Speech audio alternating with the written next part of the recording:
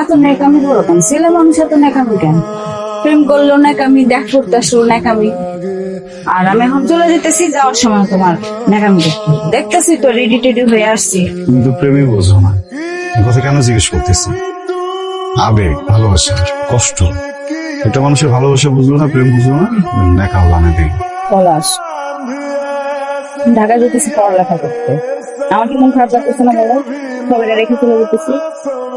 তোমারও তো বললাম কতবার যে একসাথে অনার্সটা শেষ করি, তুমি বললা যে তোমার বাড়িতে সমস্যা, এখন আসতে পারবো না। আর আমি তো আছি, ঢাকাতেই আছি, না কোথাও চলে যেতেছি না। ঠিক আছে, যাও।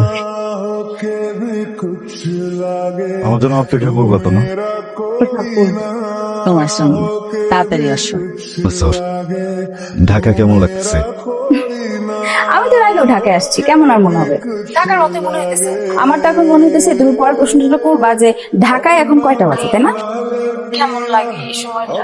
আমার তো মা মারা গেছে, আপন মানুষ চলে গেলে কেমন লাগে আমি জানি, কিন্তু বাবা মা সারা জীবন কারো থাকে না। একটু শক্ত হও, হ্যাঁ, কান্নাকাটি করো না। শক্ত হওয়ার আর কি? से मेरे पैरों को पंख